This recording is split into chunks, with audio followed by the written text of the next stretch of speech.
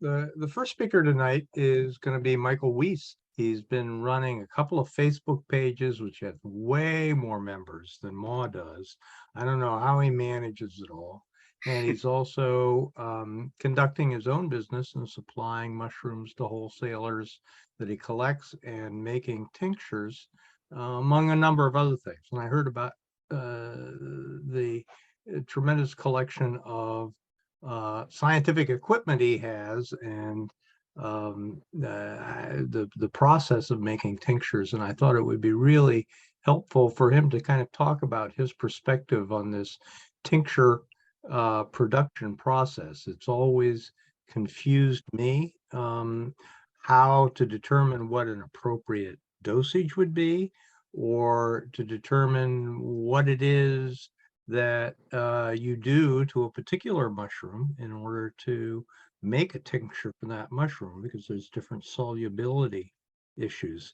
And Michael he's been involved in mycology for a long time. I think he's doing a great job in terms of pulling together people who are interested in mushrooms.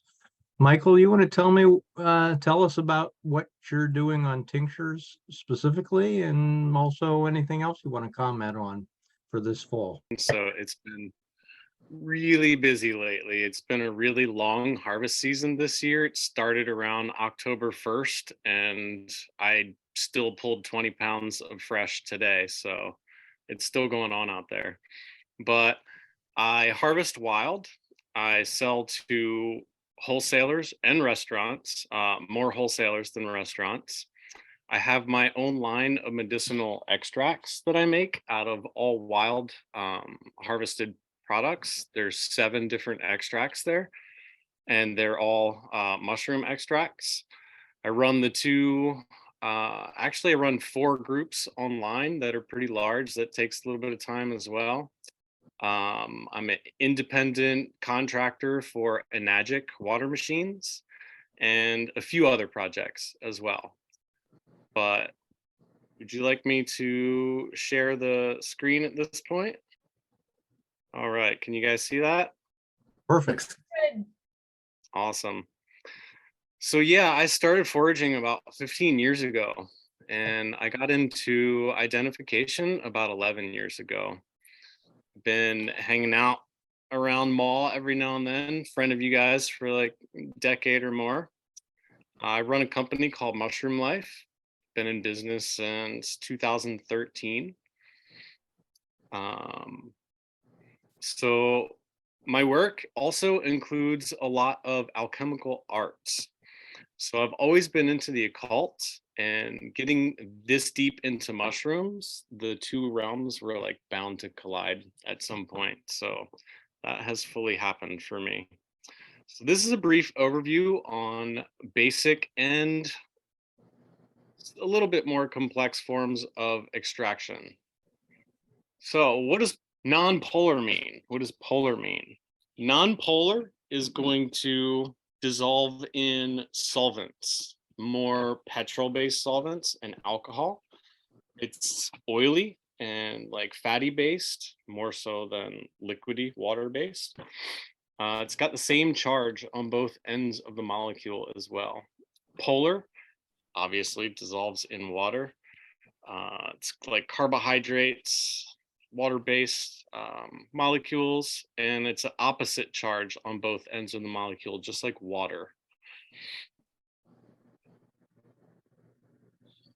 Functional mushroom components. So the polar fraction is going to have a lot more glucans and like large sugars in it. These large sugars have an atomic weight of between 41 and 43 million. So they kind of trick your body into thinking there's a foreign invader, and all of your killer T and B cells show up on the scene to fight whatever's going on. And if you don't have anything going on, you have extra immunity hanging out, ready to help you out. If you do have something going on, like some carcinoma cells hanging out, they'll facilitate apoptosis on those cells and leave the ones next to it alone. The terpenoids are the non-polar fraction. They're more like terpenes, diterpenes, triterpenes, sesquiterpenes, sterols, stuff like that. Sterols are precursors for hormones. So they're going to help regulate your endocrine system. They'll also lower your blood sugar and lower your cholesterol.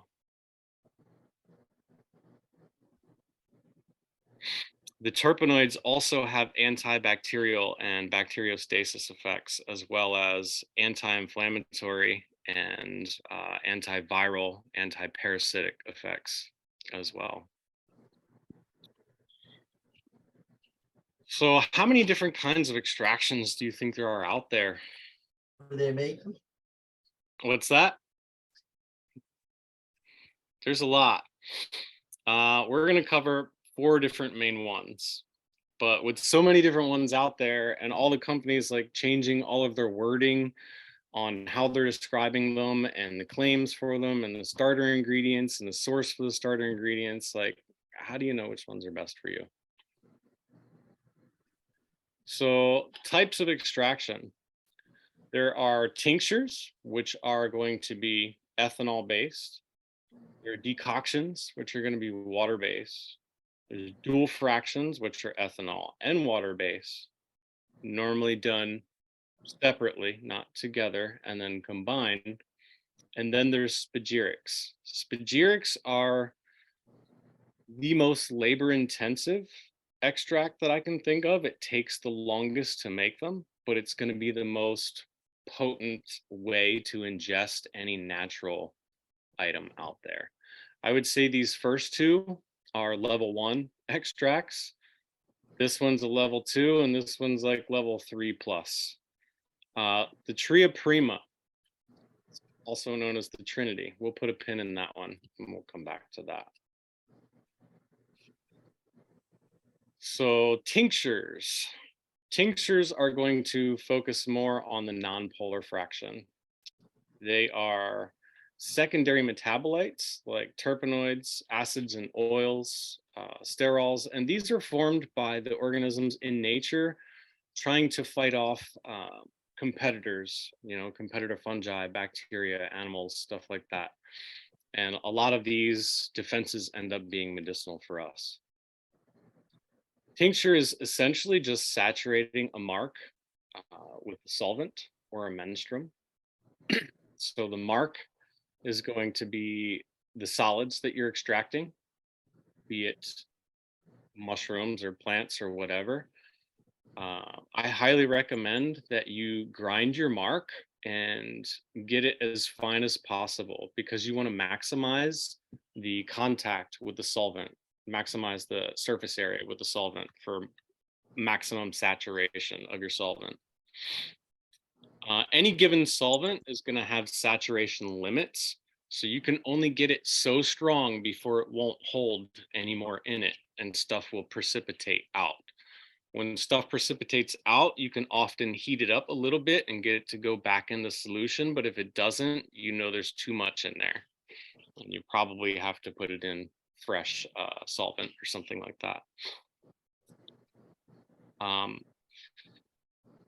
It's normally a higher saturation level when the temperatures are a little bit higher, but that tends to be at a gradient. If you go too high, it starts to destroy the active ingredients and they become kind of tar-like, fixed. So the types of tinctures, percolation is going to be the most simple one.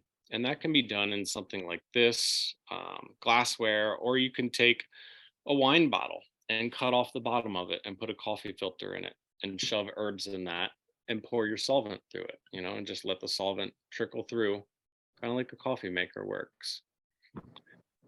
So the benefits of this are going to be that it's quick and it's not really high stress or high maintenance. You don't really have to stand over it while you're making it. It's also not going to be as concentrated as it could be. Maceration. Maceration would be the next step up in tincture. A lot of people will just do a maceration at room temperature in a mason jar or something like that. I see so many people that make tincture, but they'll throw entire fruit bodies or entire plants in the jar, and the solvent can't really get to the cells of that. It really helps to dry that stuff out and grind it up, or at least grind it in a mortar and pestle to a paste before you put it in the solvent to extract. So macerations can be done at different temperatures. They work best if you do it at, it's like 100 degrees, 105 degrees, and under vacuum. This way you can still get it hot and still pull more ingredients, but the low temperature protects a lot of different stuff. The vacuum pressure is also going to help you get at a lot more constituents within those cells. So generally I'll run a maceration between 3 and 12 months. Every now and then I'll let them go a little bit longer. This is one that I let run for 8 months, and it is of wild maitake. It has so much active ingredient in it that it is literally crystallizing on the side of the glass. So as soon as I heated this back up, it went back into solution, and I was able to get it standardized in the mix after the end of the Spagyric production. But in the maceration process, you can get these really, really concentrated. Is it difficult to use all wild specimens? Yes, it definitely is, and it has me tired right now, but there's up to a 30-fold concentration in secondary metabolites between wild harvest and cultivated stuff. So I like to offer the best possible. Tincture types, Soxhlet. So the Soxhlet apparatus is a pretty fancy way to make a tincture. You can get it pretty concentrated, but it doesn't take nearly as long to make it. So this Soxhlet here would go on top of a boiling flask. That is just a round flask with your active ingredient and solvent in it. Or I'm sorry, your solvent in it, and your active ingredient is up in this paper thimble here. So as the solvent heats up, it goes through the tube, comes up here, hits a condenser, and drips down through this thimble. So it's always fresh solvent. It's always clean alcohol that's hitting that mark and dripping through it. Now, when this Soxhlet fills up, it triggers this siphon, pulls it all back down into the bottom, and the whole thing starts again. And you'll cycle this until this part of the liquid goes clear and you're not getting any more active ingredient out of it. So this also works best under vacuum. You can get a lot more delicate compounds if you lower the temperature of your operations, for sure. So the downside to this one is going to be setup and breakdown, as well as the cost. So for setup for something like this, not only do you need the Soxhlet, but you need the thimbles. Like a box of cellulose thimbles alone is like 125 bucks. You only get like 20 of them. There's a boiling flask, there's a condenser, a bunch of tubes. You need a chiller, a vacuum pump, a heating mantle, all of this different equipment to run this. But you can make extracts pretty quick.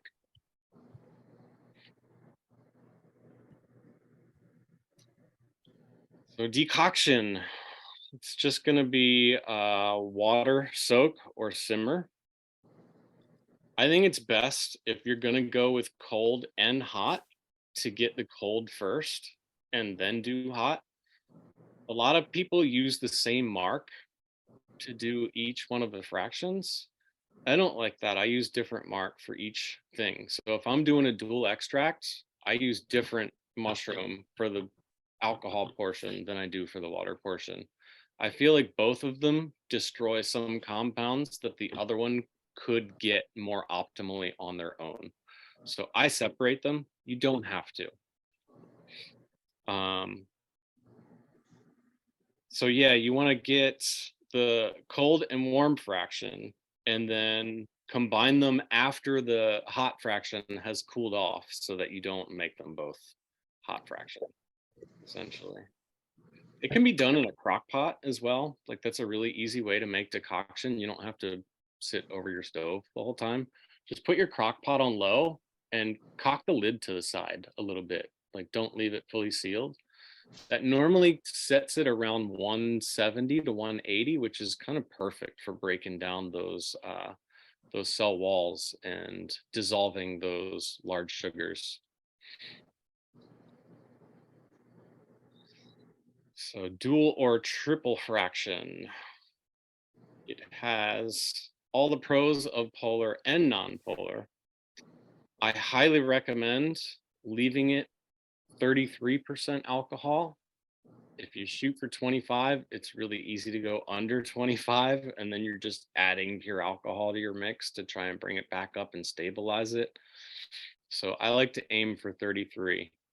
That way you can do the hot water and the cold water and the alcohol and combine them all in equal portions, and it's not super confusing. If you're going to do that as well, combine both of the water portions first, get that stirring really fast, and then slowly add the alcohol. Do not add the water to the alcohol portion because you're going to get a lot of precipitate if you do that. The non-polarity of that alcohol fraction is just going to crash all the sugars right out of the mix if you dump that water fraction into the alcohol. I've also been able to adjust my pH of the water and change the clarity of the final product. So when I used to make dual extract, it was very, very cloudy, and it would have a layer of like what would look like sediment, but it would stir back into solution if you stir it up, either sitting at the top or the bottom. When I adjust the pH, it is able to make it a more standardized mix, it seems.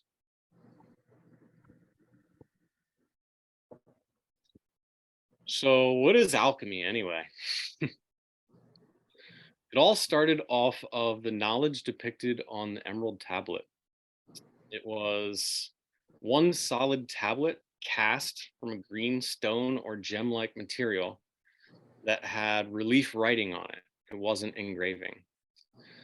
Every culture that ever possessed the emerald tablet or its written knowledge in duplicate experienced their Renaissance period.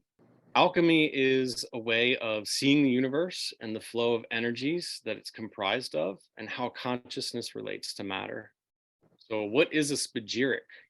The word itself means to break apart and recombine. It's comprised of the tria prima. So everything in nature is comprised of three principles. It has a salt, a sulfur, and a mercury. Not actual sulfur and not actual mercury. They're philosophical terms. The salt is the mineral portion. The sulfur is the oily or fatty portion.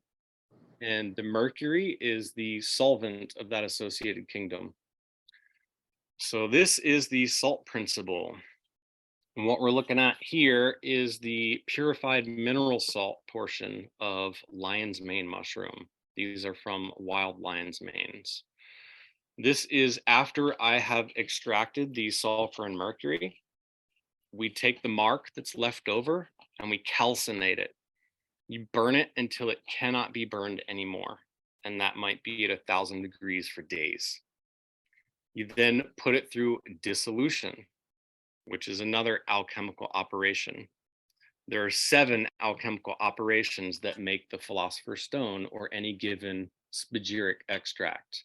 The salts are attained through 4 different operations: calcination, dissolution, which is dissolving it in distilled rainwater, separation, which is removing the clear portion off the top, and coagulation, which is crystallizing what is left. Sulfur, this is the oily portion. The sulfur has 2 main parts.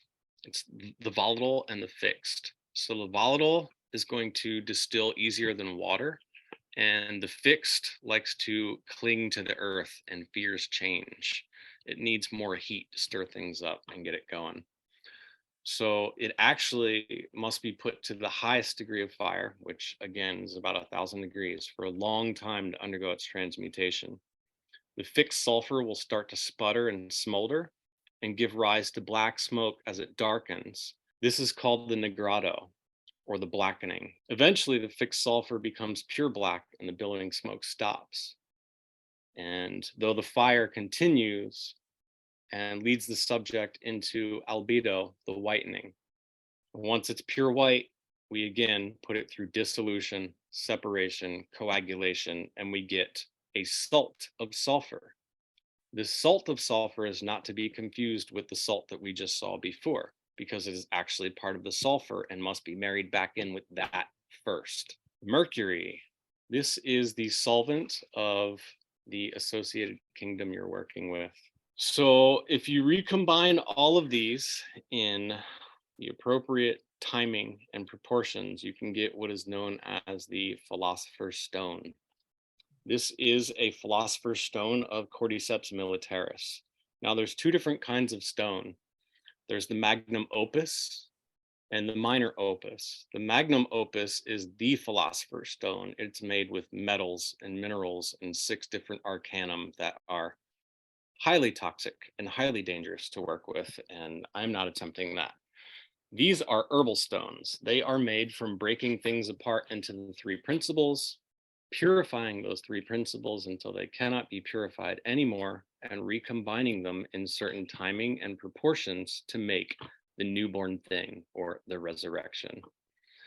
So this is a first order stone of cordyceps. It's called first order because it can be put through more processing again and turned into a second order stone.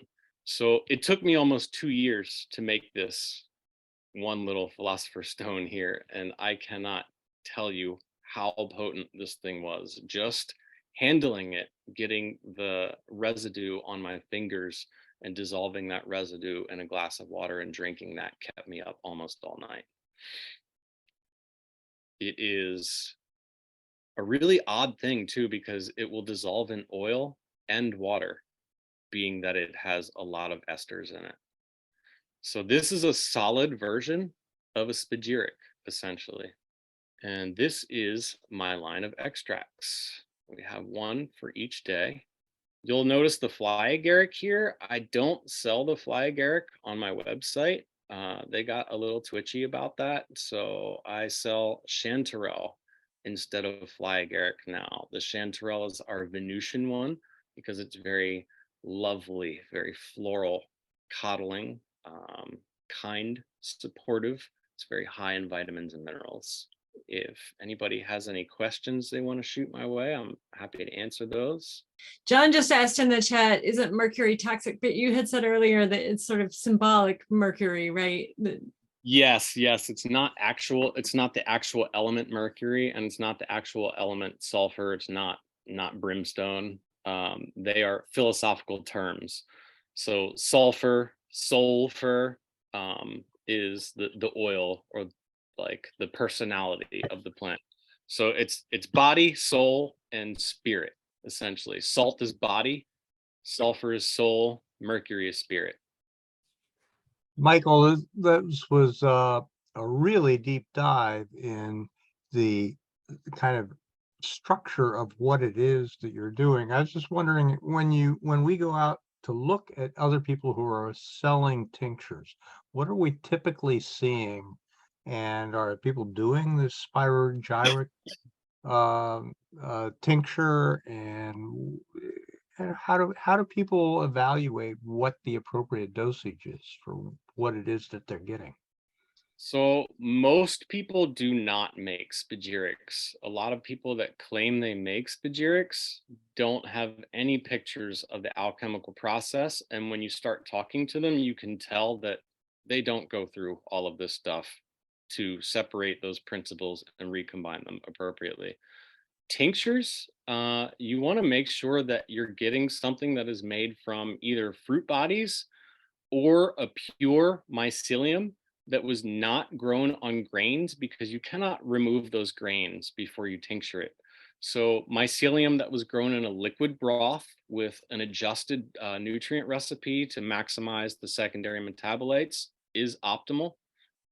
Fruit bodies are also optimal. And again, wild is going to be stronger than cultivated. For certain specimens, that's a little difficult because there's less biomass out there in nature. So people rely on the cultivated stuff as well. Dosages, I wanted to bring that up when you said something about dosage before we started this talk. That word is linked with drugs. These are natural products. These are supplements. So drugs work allopathically by isolating one thing from a natural ingredient and trying to treat a condition or symptom with that one thing, and often does not work as well as using the natural ingredient that it came from, because you'll get entourage effect from all of the constituents in that said ingredient. So as far as dosage goes, there are very few papers out there on actual studies for cancer and functional mushrooms, but it seems like the standard range is anywhere from 500 milligrams in some species to 3 grams per day. So about 500 milligrams of, say, something like tremella or cordyceps, and up to 3 grams of something like turkey tail or reishi. And is there a standardization as to what people are selling out when you buy tinctures? Is there some accepted range of a particular tincture from a particular mushroom that is viewed as optimal for that particular mushroom? No, I don't think so. I think there are probably some companies that are always going with the same recipe because that's the cheapest way to make it, and still call it what they want to call it. But I think you can keep saturating something, like I said, until you start seeing crystals in the jar. And if you see those, it's optimal. Mm. It's as Well, strong as it. it's Yeah. as strong as it can be, but the question is whether that's optimal or not. Well, certainly. I mean, if it's stronger, you need less of it, right? Well, that's true. Then you need to know how much to take. It's hard to tell with it. I mean, I recommend that people just get it in them in a Uh-huh. small amount and work up from there. Uh-huh. If you start getting adverse effects from the amount you're taking, it's obviously time to back down. As well as with any natural ingredient, it's always better to use a pulse method. So 5 days on, 2 days off, or 3 weeks on, 1 week off. People talk about tinctures as treating specific ailments. Is that something that you can comment on? What Yeah, it is that people might be looking for? absolutely. So certain mushrooms are certainly going to have specific targets. Cordyceps is going to increase your endurance. It's going to increase your libido. It boosts your cells' oxygen intake by 30%. Lion's mane has been shown to increase cognition by up to 40% in elderly patients and lab rats. Turkey tail has been shown to have an affinity for cervical and breast cancer, as well as many other cancer lines, but especially those two. Reishi is really good for bacteriostasis, so for correcting issues with the gut or like candida and stuff like that. It's also really good for lung qi. So if you have lung issues, good for treating that. Maitake is going to be hepatoprotective. It's also a really potent antiviral. There are two very highly studied compounds, M fraction and D fraction, that both come out of maitake. They're large beta glucans. And for the common ones that we find, various Ganoderma, we don't seem to have reishi or lingshi here, but and maitake and things like that. Are there is one of them that you would typically do a water-based forget the terminology. Oh, a water-based extraction as opposed to an alcohol extraction? Yeah, that's a decoction. So I like to get as much as possible out of my ingredients. That's why I make Spagyrics. So when I make a batch of lion's mane, I'll use like 3 pounds of dried wild, if not more, which is like 30 to 40 pounds of fresh to make right. one batch. And That's a lot of lion's mane. it is, yeah. But you can get it so much stronger. Like when I'm done extracting it, there's only like a 1/4 teaspoon worth of material left that that doesn't dissolve into the water or the solvents and stuff that I was using. That's called the deadhead or the caput mortem. That's the only part that I don't use in the extract. So if you want to find out more about what Michael's doing, he's got a website, mushroomlife.com, and you can connect with him there for follow-up questions. It's a really fascinating perspective on production of tinctures. I had no idea that there were these multiple levels of how to produce tinctures. It's great. Thank you, Michael. I really appreciate it.